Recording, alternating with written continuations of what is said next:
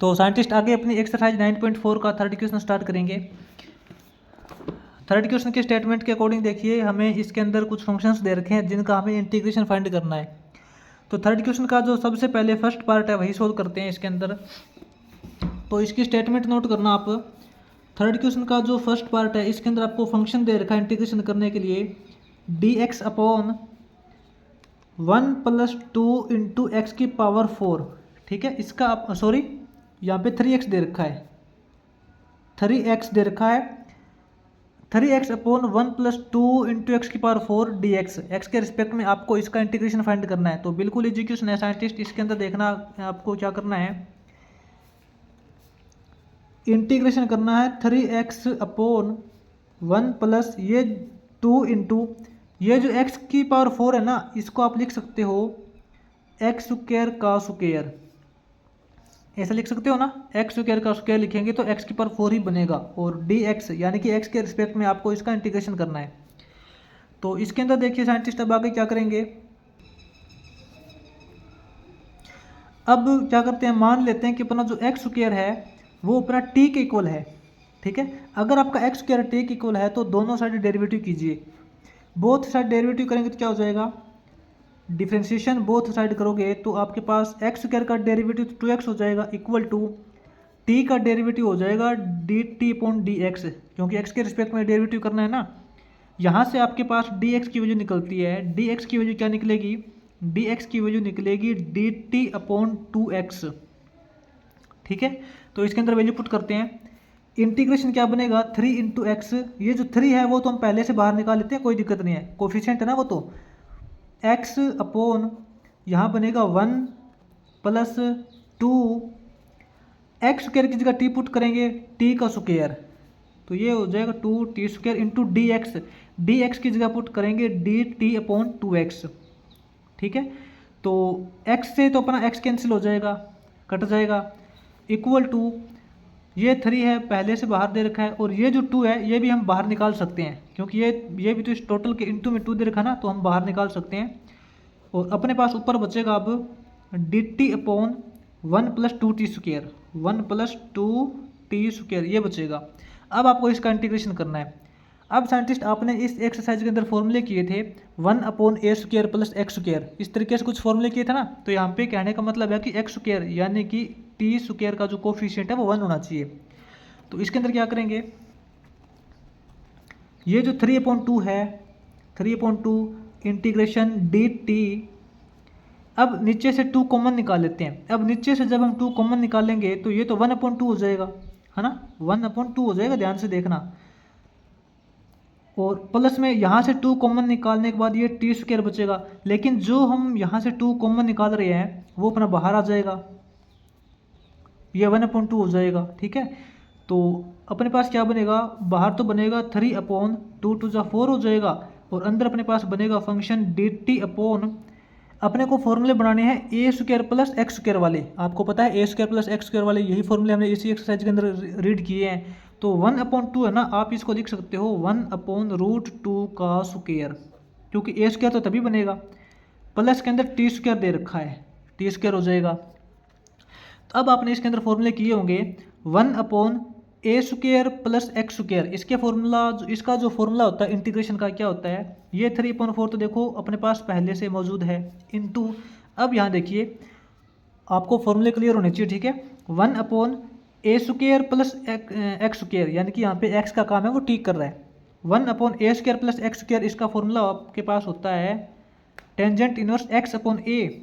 X का मतलब यहाँ पे टी अपॉन ए की वैल्यू है 1/√2, 1 अपॉन वाला √2 ऊपर चला जाएगा, टेंजेंट इनवर्स एक्स अपॉन ए करते हैं इंटू 1/a करते हैं, फिर से 1/a करते हैं, तो 1/√2 करोगे, 1/√2 ये फिर ऊपर चला जाएगा, और प्लस में लास्ट में सी लगाते हैं कांस्टेंट वैल्यू। तो आपके पास में जो क्या बनेगा, इस √2 से इस √2 को मल्टीप्लाई मत कर देना, कई स्टूडेंट यहाँ पे बहुत बड़ी मिस्टेक करते हैं। ठीक है, क्योंकि ये जो √2 है वो टेंजेंट इनवर्स के साथ में है, तो अपने पास क्या बनेगा 3 इंटू √2, ये बनेगा 3√2/4 टेंजेंट इनवर्स t √2, ये बनेगा, और प्लस में सी लगा देना कांस्टेंट वैल्यू। तो इसका जो इंटीग्रेशन इस तरीके से होगा। हाँ, लेकिन यहाँ पे ये जो टी है ना, इस टी की वैल्यू आप पुट कर सकते हो, कोई प्रॉब्लम नहीं है, करनी भी पड़ेगी आपको। तो आपका ओवरऑल इंटीग्रेशन क्या आएगा, 3√2/4 टेंजेंट इनवर्स √2 टी की जगह पुट करेंगे एक्स स्क्वायर प्लस में सी, ये आपका फाइनल इंटीग्रेशन हो जाएगा। इसको ध्यान से कर लेना, ठीक है। इसके बाद में थर्ड क्वेश्चन का जो अपना सेकंड पार्ट है वो सोल्व करते हैं। तो सेकंड पार्ट में साइंटिस्ट आपको फंक्शन दे रखा है इंटीग्रेशन करने के लिए, एक्स के रिस्पेक्ट में आपको इंटीग्रेशन करना है। फंक्शन है 3x⁵ + x⁴ तो जैसे कि एक्सरसाइज 9.4 के अंदर हम करते आ रहे हैं 1/x² + a², है ना, यही करते आ रहे हैं। तो यानी कि 1a² + x² बनाना है। तो इसके अंदर क्या करते हैं, इंटीग्रेशन ऑफ 3×x⁵1 प्लस ये जो x⁴ है, आप इसको ऐसा लिख सकते हो x�6 और उसकी पावर 2, ठीक है। x�6 फिर उसकी पावर 2 करोगे तो x⁴ ही आएगा, और इसका x के रिस्पेक्ट में इंटीग्रेशन करना है। अब इसके अंदर मान लेते हैं कि अपना जो x�6 है वो आपका t के इक्वल है, x�6 है वो t के इक्वल हो जाएगा। और जब हम दोनों साइड डिफ्रेंशिएशन करेंगे, डेरिवेटिव करेंगे, तो अपने पास क्या बनेगा, x�6 का डेरिवेटिव करोगे तो 6 आगे आ जाएगा, x⁵ हो जाएगी, और t का डेरिवेटिव करोगे तो dt/dx हो जाएगा, और यहाँ से आपको dx की वैल्यू निकल जाएगी। dx की वैल्यू आपको मिलेगी तो क्या होगा, अपने पास आएगी dt/6 × x⁵, ठीक है। अब इसके अंदर वैल्यू पुट कर दीजिए, integration of 3 × x⁵ divide by 1 plus यहाँ देखो x⁵ को हमने t माना था, तो ये तो t का स्क्वायर हो जाएगा, ये t का स्क्वायर हो जाएगा, इंटू dx की जगह पुट करेंगे dt/6 x⁵, 6 × x⁵ से x⁵ कैंसिल हो जाएगा, ठीक है। और इस 3 से ये 6 कैंसिल हो जाएगा, 3 × 1 = 3, 3 × 2 = 6। तो आपके पास क्या बनेगा, ऊपर तो 1 और नीचे ये /2, तो ये 1/2 ये तो बाहर निकल जाएगा, आपके पास बनेगा dt/1 + t²। तो ये तो साइंटिस्ट देखिए 1/1 + x² है, ये तो टेंजेंट इनवर्स x का डायरेक्ट होता है ना। या तो आप इसको a² + x² बोल दो, या फिर a² + 1 + t² बोल दो, एक ही बात है। यहाँ पे x का काम है वो t कर रहा है। तो 1/2 इंटीग्रेशन ऑफ 1/1 + x², ये आपका इंटीग्रेशन होता है टेंजेंट इनवर्स x का, यानी कि टेंजेंट इनवर्स t का, ठीक है। और यहाँ पे आपको अब t की वैल्यू पुट करनी है, तो इसका फाइनल इंटीग्रेशन हो जाएगा 1/2 टेंजेंट इनवर्स t की वैल्यू क्या है, x⁶, और प्लस में c लगा देना कांस्टेंट वैल्यू। ये इसका इंटीग्रेशन हो चुका है। इसके बाद में साइंटिस्ट आगे इसका जो थर्ड पार्ट है वो सोल्व करते हैं। तो साइंटिस्ट इसका जो आगे थर्ड पार्ट दे रखा है, थर्ड पार्ट में देखना हमें इंटीग्रेशन करने के लिए क्या बोला है, इंटीग्रेशन करना है। फंक्शन आपको क्या दे रखा है, x - 1/x² + 1, ये आपको फंक्शन दे रखा है जिसको x के रिस्पेक्ट में आपको इंटीग्रेट करना है। तो इसको साइंटिस्ट क्या करते हैं, देखिए इसके अंदर हम ऐसा करते हैं, ऊपर वाले को 2 से मल्टीप्लाई और 2 से डिवाइड कर लेते हैं, ठीक है। ऊपर वाले को 2 से मल्टीप्लाई और 2 से डिवाइड करेंगे तो क्या हो जाएगा, 2 से डिवाइड करेंगे तो 1/2 हो जाएगा बाहर, और 2 से मल्टीप्लाई करेंगे इसको तो ये आपके पास बनेगा 2x - 2 बनेगा, और डिवाइड बाई x² + 1 दे रखा है जिसका आपको इंटीग्रेशन करना है x के रिस्पेक्ट में, ठीक है। हमने यहाँ पे 2 से मल्टीप्लाई और 2 से डिवाइड किया, इसके अलावा कुछ नहीं किया, ध्यान से देख लेना। 1/2 तो साइंटिस्ट आपका देखिए टोटल के बाहर है, ठीक है, 1/2 तो टोटल के बाहर है। अब हम इसका अंदर सेपरेट डिनोमिनेटर कर लेते हैं। सेपरेट डिनोमिनेटर करेंगे तो क्या हो जाएगा, ये 2x हो जाएगा, 2x/x² + 1 हो जाएगा, और माइनस में 2/x² + 1 हो जाएगा। इसका हमने सेपरेट डिनोमिनेटर किया है, और इन दोनों का अंदर इंटीग्रेशन करना है। तो ये 1/2 तो देखिए टोटल के बाहर है, ठीक है। अब अंदर देखिए, यहाँ देखिए 2x upon x square plus 1, यहाँ पे आपको एक डायरेक्ट फॉर्मूला पता लग रहा है, फंक्शन का डेरिवेटिव अपॉन फंक्शन दिखाई दे गया। आपका फंक्शन एक्स स्क्वायर प्लस 1 है तो इसका डेरिवेटिव करोगे तो क्या हो जाएगा, 2x आएगा, 1 का डेरिवेटिव 0।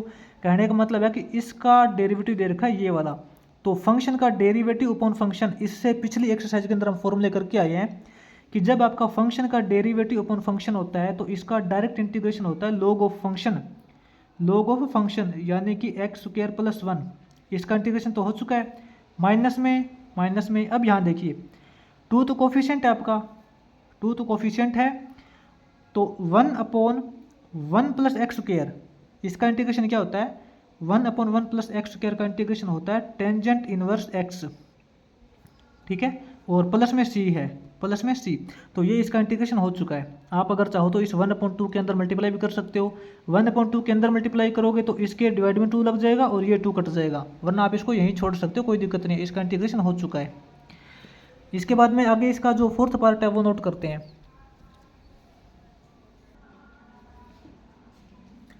आगे साइंटिस्ट इसके फोर्थ पार्ट में इंटीग्रेशन करने के लिए फंक्शन दे रखा है x square minus 1 upon x square plus 4, ठीक है, इसका इंटीग्रेशन करना है एक्स के रिस्पेक्ट में। तो इसके अंदर हम इसका ना सेपरेटेड डिनोमिनेटर कर लेते हैं, इंटीग्रेशन ऑफ, सेपरेटेड डिनोमिनेटर करेंगे तो इस एक्स स्क्वायर के नीचे लिखेंगे x square upon x square plus 4 हो जाएगा, और इस -1 के नीचे भी लिखेंगे एक्स स्क्वायर प्लस 4, इसका आपको इंटीग्रेशन करना पड़ेगा। अब साइंटिस्ट ये देखिए, ये जो x square upon x square plus 4 है, इसका इंटीग्रेशन कैसे करेंगे, ये जो एक्स स्क्वायर है नीचे एक्स स्क्वायर प्लस 4 दे रखा है, तो इसके अंदर ऐसा करते हैं एक्स स्क्वायर प्लस 4 कर लेते हैं और -4 कर लेते हैं, ठीक है, एक्स स्क्वायर के अंदर हमने 4 प्लस कर लिया और 4 माइनस कर लिया, इसके नीचे एक्स स्क्वायर प्लस 4 हो जाएगा और माइनस के अंदर ये 1 अपॉन एक्स स्क्वायर प्लस 4 हो जाएगा, इसका आपको एक्स के रिस्पेक्ट में इंटीग्रेशन करना है टोटल का। अब यहाँ भी सेपरेट डिनोमिनेटर करते हैं, यहाँ भी सेपरेट डिनोमिनेटर करेंगे तो क्या हो जाएगा, एक्स स्क्वायर प्लस 4 हो जाएगा, ये तो एक्स स्क्वायर प्लस 4 हो जाएगा, इसके नीचे एक्स स्क्वायर प्लस 4 आ जाएगा, माइनस में 4 है, ये माइनस में 4 अपॉन एक्स स्क्वायर प्लस 4 हो जाएगा,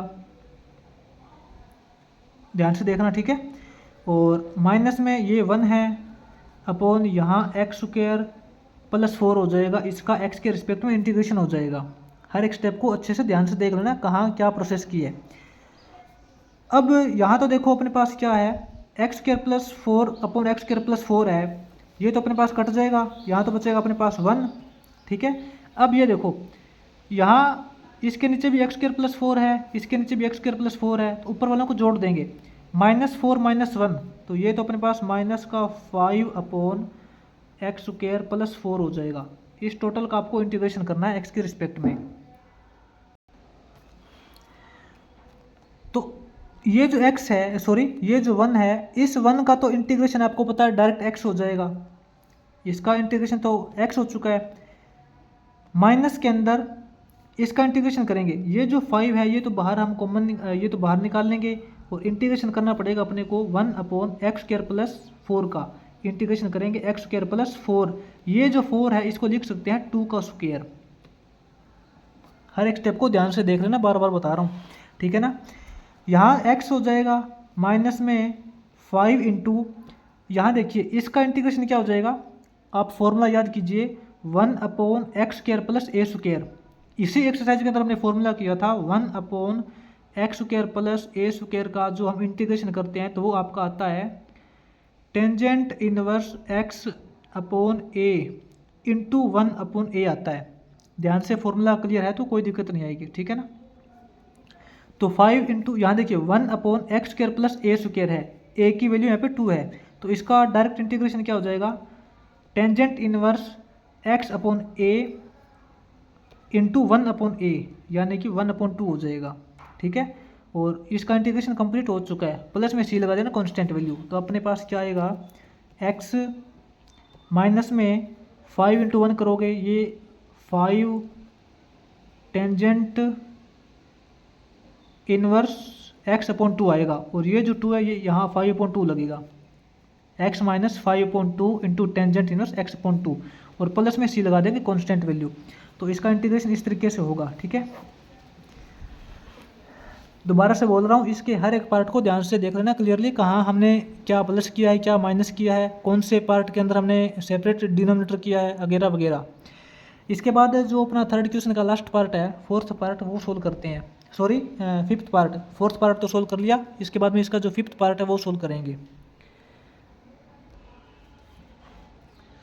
तो साइंटिस्ट इसके फिफ्थ पार्ट में देखना, हमें फंक्शन दे रखा है इंटीग्रेशन करने के लिए a इंटू एक्स की power 3 plus b x upon x की पावर 4 प्लस सी, ठीक है, डी एक्स। एक्स के रिस्पेक्ट में इसका इंटीग्रेशन करना है। तो साइंटिस्ट इसके अंदर मैं आपको पहले ही बता देता हूँ, इसके अंदर x के अलावा जो भी a b c है वो तीनों के तीनों कॉन्स्टेंट है, ठीक है ना। तो इसका इंटीग्रेशन करते हैं। देखिए इसके अंदर ना सबसे पहले हम सेपरेट डिनोमिनेटर करते हैं। ये जो a इंटू एक्स की पावर 3 है, इसके नीचे अलग से लिखेंगे एक्स की पावर 4 प्लस सी, और प्लस के अंदर ये जो बी एक्स है इसके नीचे अलग से लिखेंगे एक्स की पावर 4 प्लस सी। हमने यहाँ पे सेपरेट डिनोमिनेटर किया है। अब साइंटिस्ट इसके अंदर देखिए क्या आपको दिखाई दे रहा है।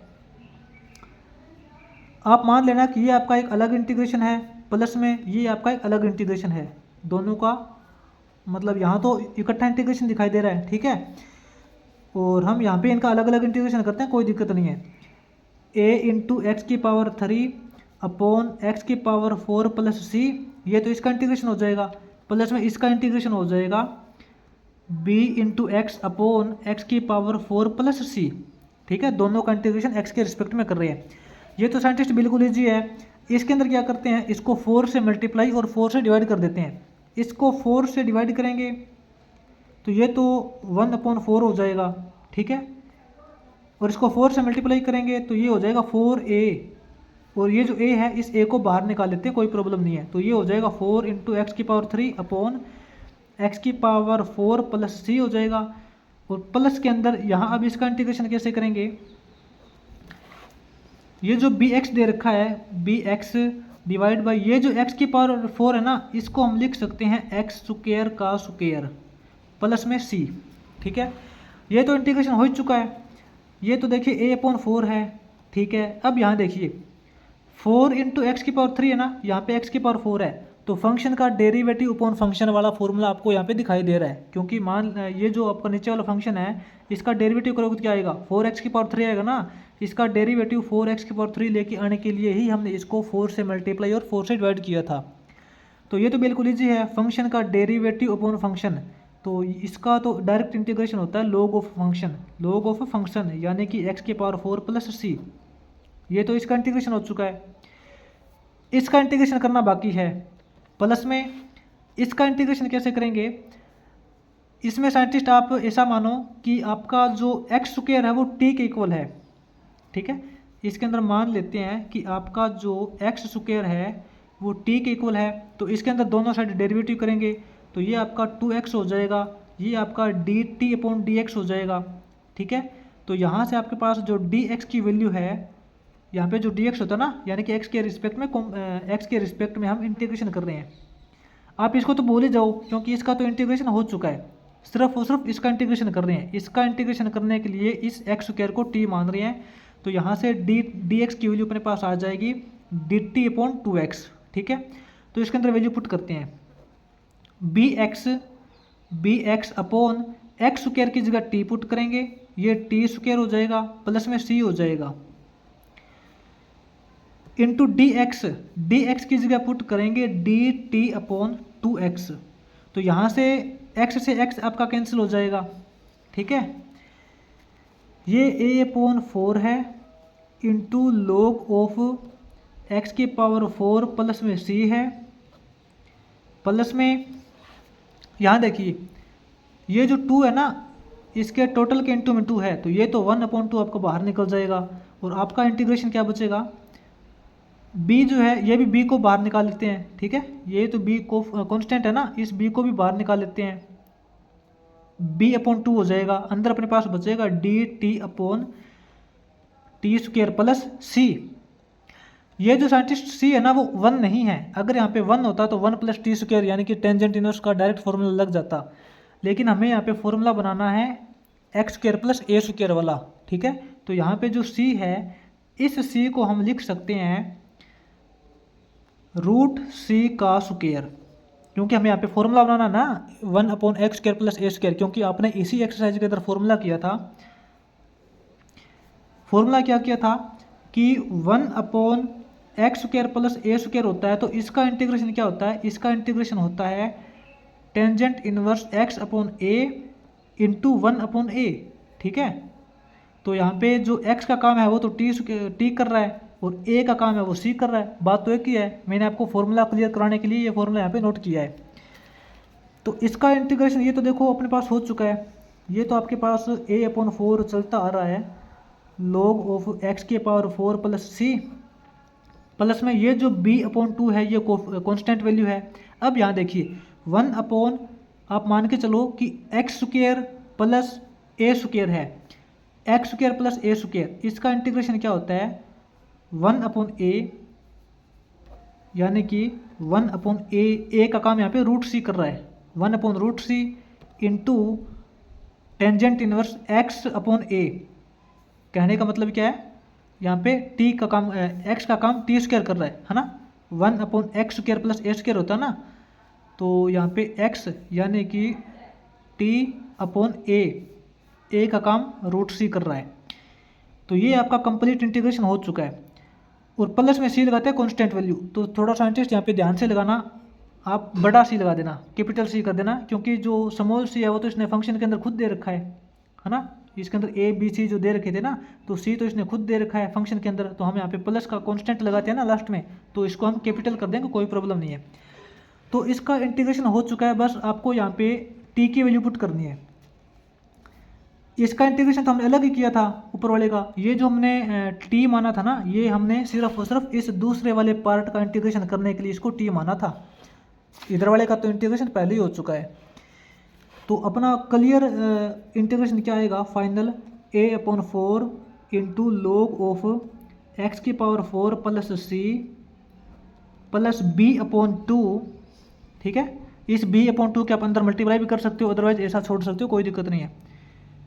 b/2 into 1/√c tangent inverse t/√c। t का मतलब क्या है, हमने t किसको माना था, x² को माना था, तो यहाँ पे x² हो जाएगा /√c हो जाएगा।